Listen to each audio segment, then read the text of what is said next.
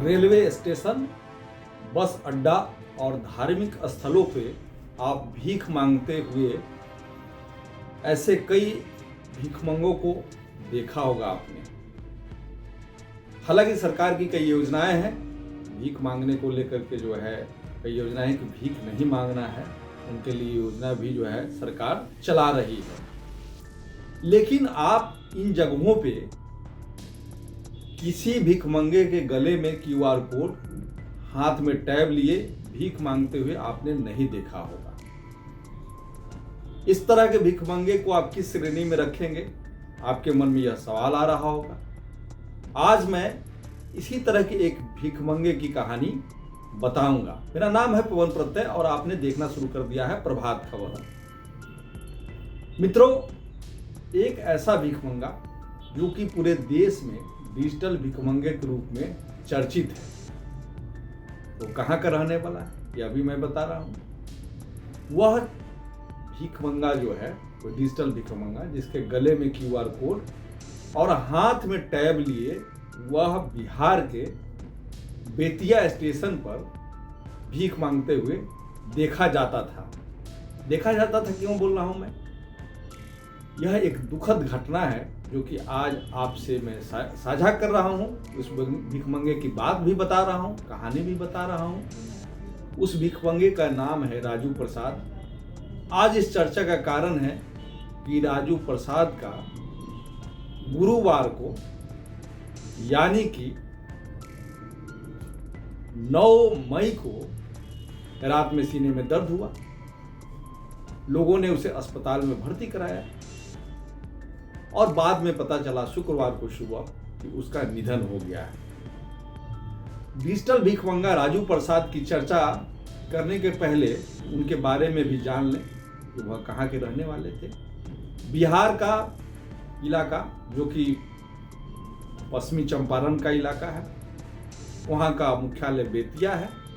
बेतिया शहर में वह वार्ड नंबर 30 में एक इलाका है और उस इलाके का वह जो है राजू रहने वाला था। इस नंबर वार्ड में एक जगह है, वहाँ का वो राजू रहने वाला था। मंदबुद्धि होने के कारण घर वालों ने उसे छोड़ दिया था और वह उसके बाद घर से निकल के भीख मांग के अपना पेट पालता था। लेकिन सबसे आश्चर्यजनक चीज यह है कि इस आपाधापी के युग में, इस भौतिकता के युग में, इस पैसे के लोभ लालच के युग में यह भिखारी जो है भीख मांग के खुद पेट तो पालता ही था, कई बार जरूरतमंदों को पैसा भी देता था अपने स्तर से और उसको मदद भी करता था।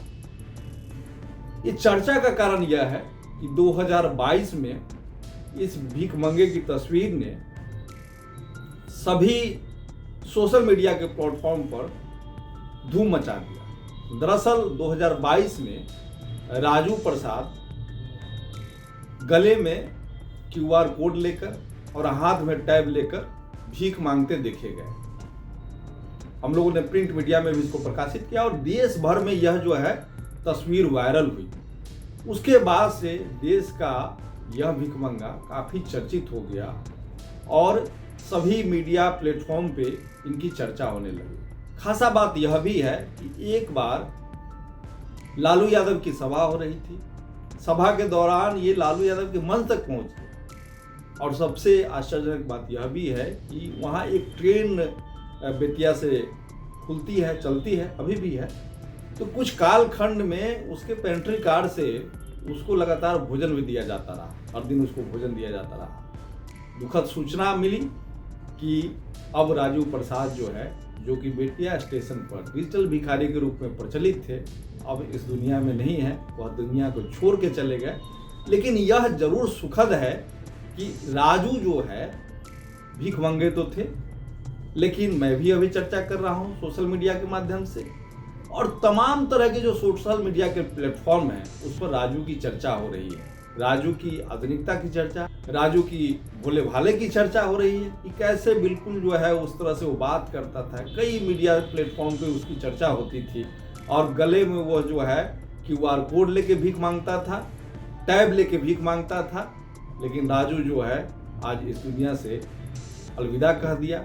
इस अलविदा की सूचना जब मिली तो मुझको लगा कि मैं अपने प्लेटफॉर्म के माध्यम से, मैं अपने सोशल साइट के माध्यम से, प्रभात खबर के माध्यम से हम राजू को श्रद्धांजलि देते हैं। अभी इतना ही फिलहाल, फिर आगे भी हम इस तरह की चर्चा को जारी रखेंगे। तब तक के लिए शुक्रिया।